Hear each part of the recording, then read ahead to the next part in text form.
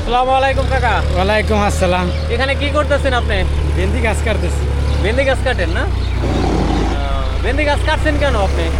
এখন এই যে ধান বোনা লাগবো। ধান পোনা লাগবে তার জন্য কাটতেছেন। আচ্ছা, আপনার এই যে ভেন্ডি গাছে আপনার কিরকম ফলন হয়েছে? ভালোই। ভালোই হচ্ছে।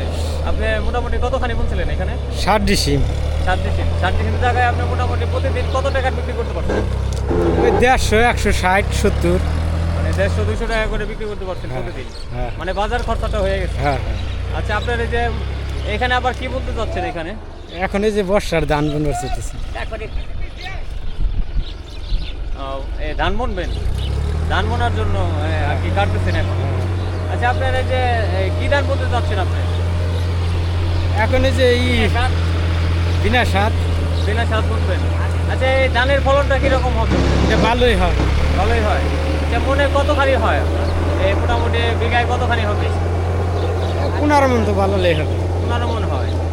আচ্ছা, আপনার এই যে ভেন্ডি গাছ দেখতে পাচ্ছি আমি, ঠিক আছে, এখানে ভেন্ডি গাছ দেখতেছি। এখানে আপনি মোটামুটি কত পিস চারা লাগাইছিলেন? এই 150 গ্রাম বেশি 7 ডিসিম। 150 গ্রাম বেশি লাগাইছিলেন। আচ্ছা, আপনার এই যে এখানে ভেন্ডি গাছে সার লাগে কীরকম আমাকে একটু বলবেন? আর বেশি দিনে এদিকে 15 কেজির মতো দিচ্ছি 7 ডিসিম। 15 কেজির মতন দিচ্ছে। হ্যাঁ। 15 কেজি সার কি ইউরিয়া সার দিচ্ছে? না, মাইটা সার খালি। শুধু মাইটা সার দিচ্ছে, ইউরিয়া সার লাগে না? না, আর আধা কেজি ফুরাডিন দিচ্ছি। আধা কেজি পুরোটা। আচ্ছা, আপনার মোটামুটি প্রতিদিন আপনি 150-200 টাকা করে বিক্রি করতে পারছেন। আচ্ছা, আপনার এই যে এখানে যে ধান বুনবেন, ধানের আবাদে কীরকম টাকা খরচা হবে এবং মনে করেন যে কীরকম টাকা আয় হবে? বর্ষা খরচ কম, ওইলে পরে একটু আয় বেশি। আচ্ছা, মোটামুটি 30 ডিসিমের জায়গায় 15 মন ধান পাবেন, তাই না? 15 মন ধান পাইলে আপনার মোটামুটি 5,000 টাকা খরচা হবে।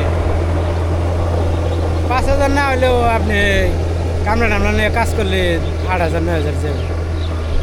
আচ্ছা, ঠিক আছে, ভালো থাকবেন।